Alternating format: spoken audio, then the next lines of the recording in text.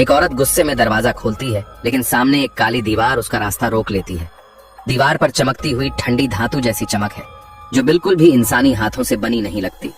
पति पत्नी एक दूसरे की तरफ हैरानी से देखते हैं। उनके चेहरे पर साफ दिखाई देता है, यकीन करना मुश्किल है।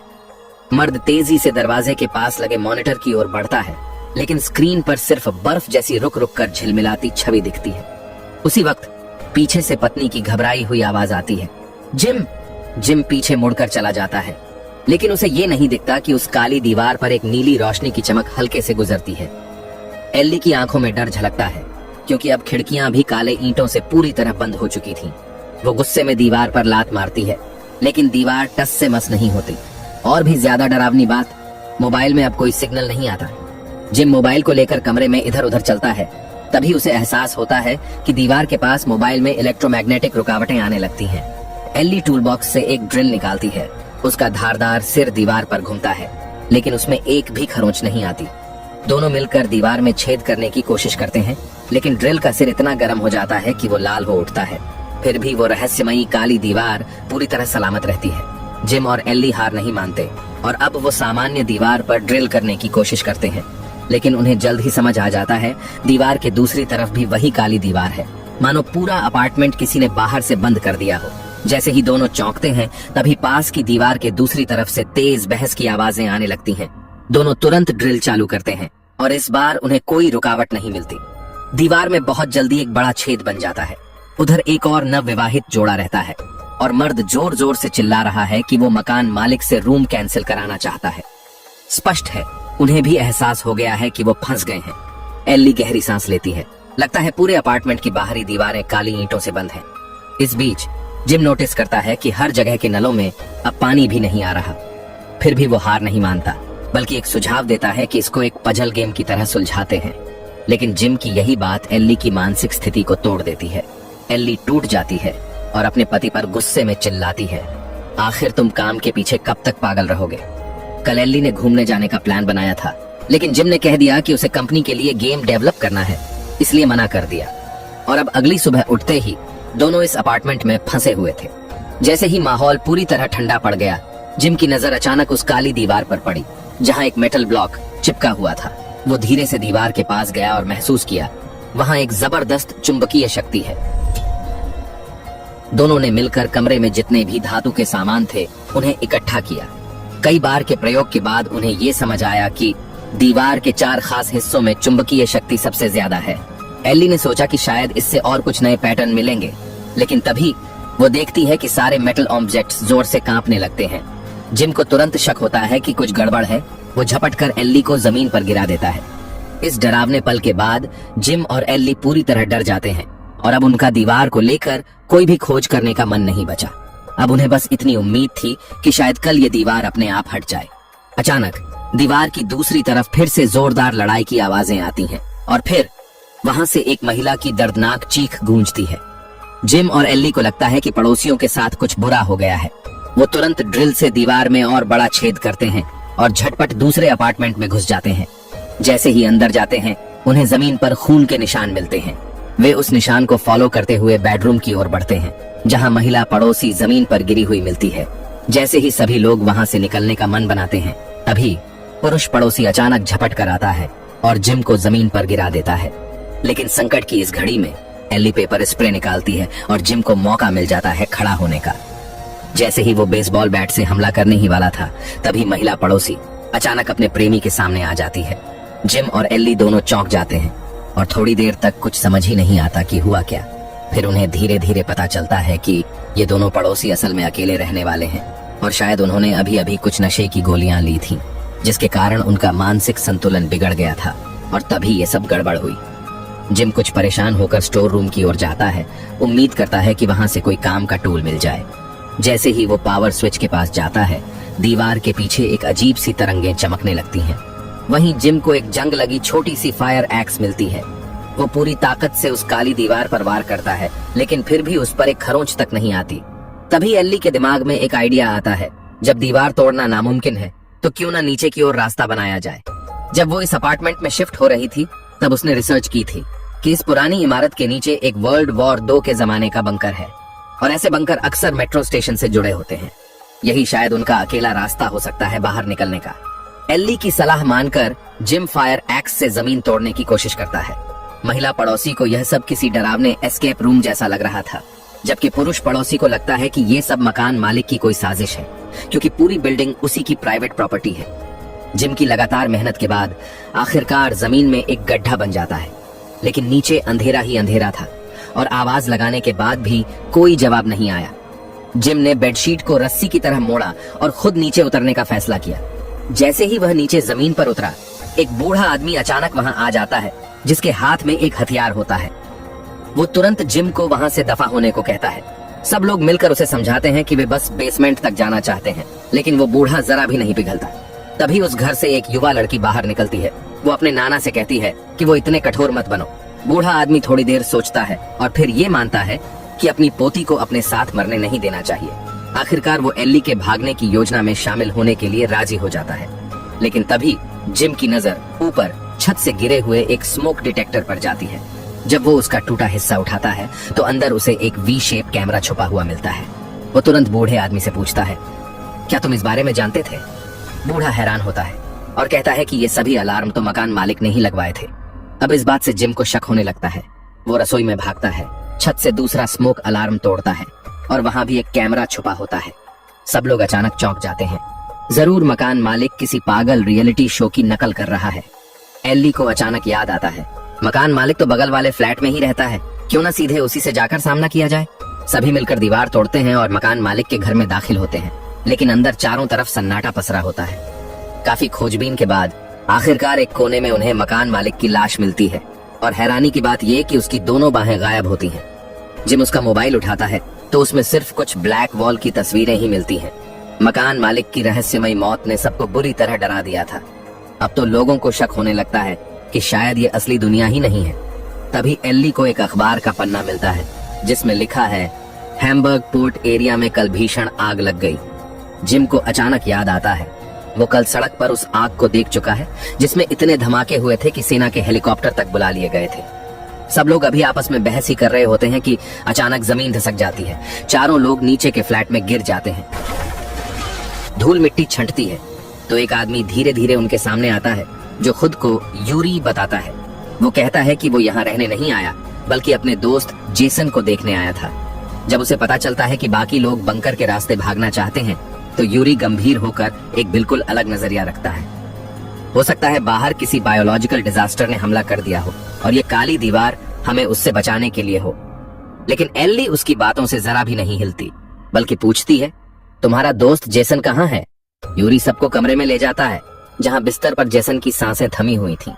यूरी बताता है, आज सुबह जब जेसन ब्लैक वॉल के पास गया था तभी उसकी मौत हो गई। शायद दिल की धड़कन पर असर पड़ा हो। जिम को याद आता है जब मोबाइल ब्लैक वॉल के पास जाता है तो इलेक्ट्रोमैग्नेटिक इंटरफेरेंस होता है। उसका शक और बढ़ जाता है, लेकिन ये सब भी लोगों की इस इमारत से भागने की इच्छा को रोक नहीं पाता और सब फिर से खुदाई में लग जाते हैं। आखिरकार उन्होंने बेसमेंट की लकड़ी की फर्श तोड़ दी। सभी लोग अंधेरे रास्ते पर आगे बढ़ते गए। ज्यादा दूर नहीं गए थे कि सामने एयर रेड बंकर का भारी दरवाजा नजर आया। हर किसी के चेहरे पर उम्मीद की मुस्कान लौट आई। उन्हें लगा कि अब आजादी बस एक कदम दूर है। लेकिन जैसे ही एल्ली ने दरवाजा तोड़कर उसे खोला, सबकी नजरों के सामने का दृश्य एकदम ठहर गया। कोई समझ नहीं पाया कि ये काली दीवार जमीन के 10 मीटर नीचे तक आखिर आई कैसे। मकान के पड़ोसी लड़के की तो जैसे हिम्मत ही टूट गई। वो पागलों की तरह कुल्हाड़ी उठाकर दीवार पर वार करने लगा। जिम घबराकर दौड़ पड़ा। उसे डर था कि कहीं वह इस एकमात्र औजार को तो न तोड़ दे। अब उस लड़के की आंखों में सिर्फ खालीपन था। वो जैसे ही पलटता है, एकाएक बुजुर्ग व्यक्ति की बंदूक हाथ में आ जाती है। वो सीधे ब्लैक वॉल पर ट्रिगर दबाता है, लेकिन यह क्या, गोलियां दीवार से टकराकर रुक जाती हैं और उसी जगह बेहद तेजी से घूमने लगती हैं। जिम को अचानक याद आता है, पहले भी मेटल चीजें दीवार से टकराकर पलट गई थी। वो तुरंत चिल्लाता है, सब नीचे झुको, और अगले ही पल गोलियां उसी तेजी से वापस पलटती हैं। बुजुर्ग व्यक्ति थोड़ी देर से झुकता है। कई गोलियां उसके सीने को चीरते हुए निकल जाती हैं। पड़ोसी लड़का जड़ हो जाता है। उसकी बेवकूफी ने एक और साथी की जान ले ली थी। भागने की उम्मीद फिर से टूट जाती है। हर किसी के दिल पर जैसे ब्लैक वॉल का बोझ बैठ गया था। जिम खुद को जबरन शांत करता है। एक प्रोफेशनल गेम डेवलपर के तौर पर उसके मन में आता है कि जैसे गेम्स में हर स्टेज को पार करने के लिए क्लूज इकट्ठा करने होते हैं, उसी तरह शायद यहाँ भी कोई रास्ता हो। वो सुझाव देता है कि उन्हें वापस मकान मालिक के घर जाकर पुराने रेनोवेशन रिकॉर्ड या सीसीटीवी फुटेज खोजना चाहिए। लेकिन एल्ली और बुजुर्ग की पोती वहीं रुक जाती है। वे मृतक जेसन के कमरे में जाती हैं। उन्हें उम्मीद है शायद वहां कुछ और अलग सुराग मिल जाए। वो एक ड्रॉअर से एक विजिटिंग कार्ड निकालती हैं, जिससे पता चलता है कि जेसन तो एक नैनो डिफेंस टेक्नोलॉजी कंपनी का इंजीनियर था। एल्ली को टेबल के नीचे एक टूटी हुई लैपटॉप और मोबाइल भी मिलते हैं। यूरी जल्दी से समझाता है ये जेसन की निराशा के चलते तोड़े गए होंगे। उधर दूसरी तरफ जिम और बाकी लोग मकान मालिक के घर का एक एक कोना छान मारते हैं। अफसोस, उन्हें कुछ भी सुराग नहीं मिला। जिम को यह बात बेहद खटक रही थी कि मकान मालिक की कटी हुई दोनों बाहें आखिर गई कहां। उसी वक्त उसकी नजर कमरे की बनावट पर गई। उसे महसूस हुआ कि इस कमरे का आकार उसके अपने अपार्टमेंट से कुछ छोटा है। उसने दीवारों को ध्यान से थपथपाकर देखा। वाकई एक जगह अंदर से खोखली सुनाई दी। अब सवाल यह था कि उस जगह को खोला कैसे जाए। तभी पड़ोसी लड़के को एक दराज में 10 अंकों वाला एक पासवर्ड पैनल मिल गया। संभावनाएं लाखों में थी। तभी जिम को एक तरकीब सूझी। वह किचन से मैदा आटा लेकर आया और धीरे धीरे पैनल पर छिड़का।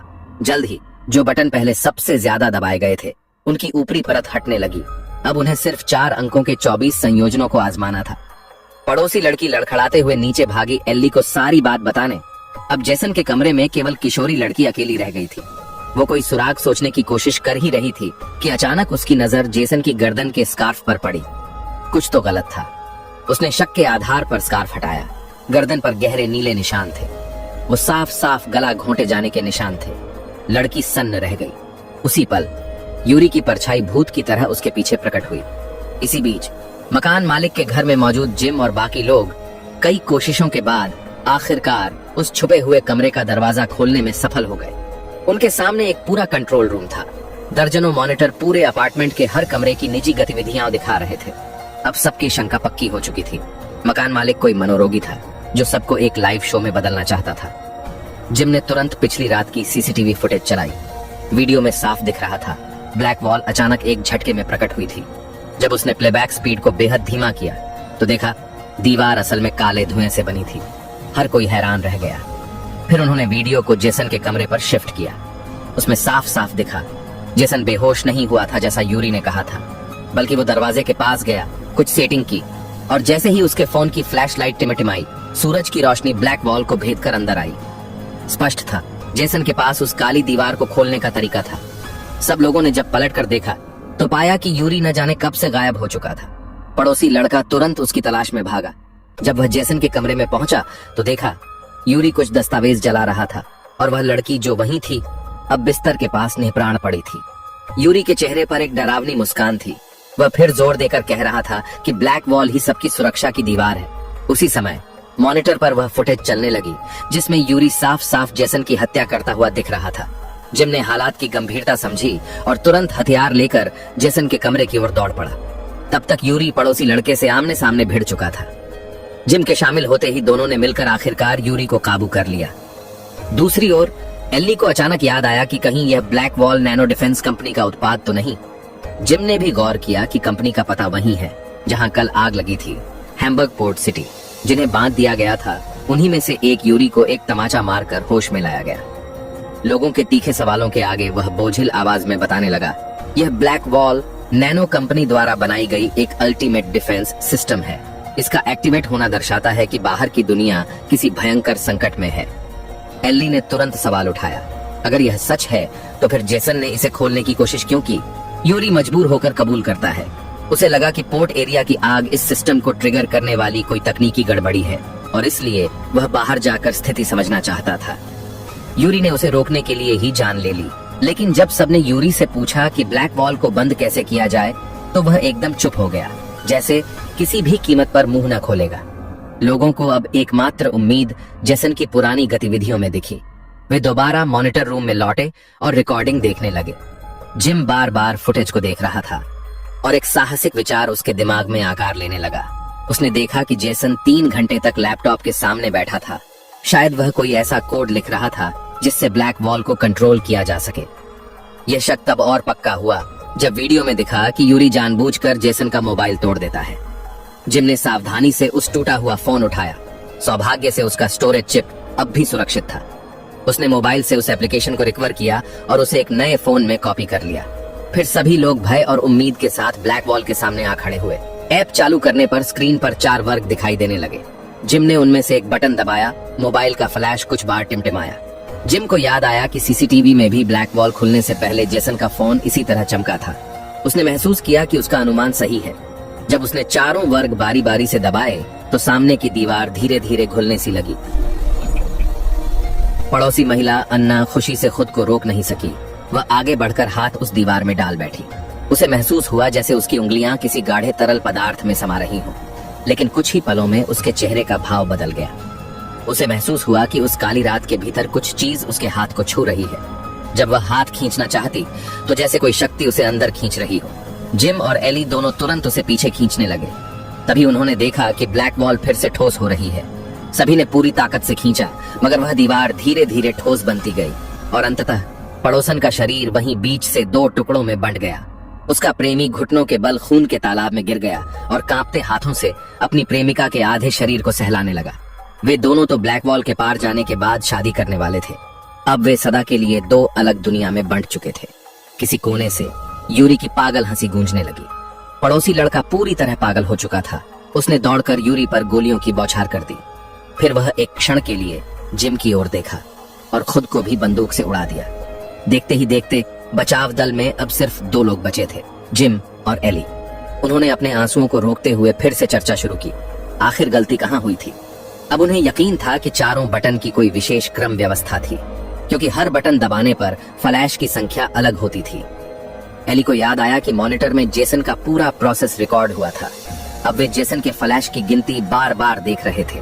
11:19 आखिरकार जिम और एली ने सही बटन दबाने की क्रम विन्यास पूरी तरह सुनिश्चित कर ली। जब वे आखिरी कोशिश करने ही वाले थे तो वह यूरी, जो मर चुका होना चाहिए था, अचानक हिलने लगा। वह बिना किसी चेतावनी के उठ खड़ा हुआ और पागलों की तरह जिम पर टूट पड़ा। दोनों को जान बचाने के लिए भागना पड़ा। वे नीचे बंकर तक पहुंच गए। जिम ने शरीर से दरवाजा रोके रखा ताकि यूरी अंदर न घुस सके। एली मोबाइल स्क्रीन पर तेजी से टच करने लगी। चारों वर्गों को ठीक क्रम में दबाते ही ब्लैक वॉल में तेज कंपन होने लगी। काली धुएं जैसी चीजें चारों ओर फैलने लगीं। उनकी तरकीब सफल हो चुकी थी, मगर जिम के चेहरे पर जरा भी खुशी नहीं थी, क्योंकि यूरी दरवाजा तोड़कर अंदर घुस आया था।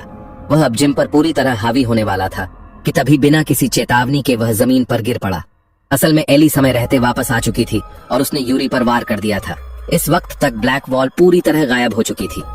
जिम और एली एक दूसरे को सहारा देकर धीरे धीरे बंकर से बाहर निकले।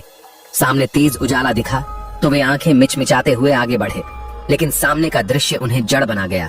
केवल उनका अपार्टमेंट ही नहीं, पूरी की पूरी शहर की हर इमारत ऐसी ही ब्लैक वॉल से घिरी हुई थी। 12:11 वे एक कार में सवार होकर तेजी से बंदरगाह की ओर बढ़े। रेडियो से एक घोषणा सुनाई दी। नैनो डिफेंस कंपनी की एक भीषण आग से सिस्टम में गड़बड़ी हो गई, जिससे यह गोपनीय सुरक्षा प्रणाली अपने आप सक्रिय हो गई। यह फिल्म कुल मिलाकर काफी रचनात्मक लगी। एक अलग तरह की रूम एस्केप कहानी थी। खासकर मुख्य किरदार द्वारा क्लूज सुलझाने और कोड तोड़ने की प्रक्रिया बहुत दिलचस्प रही। अगर आपको पसंद आए तो जरूर मूल फिल्म देखिए। आज के लिए बस इतना ही। अगली बार फिर मिलेंगे।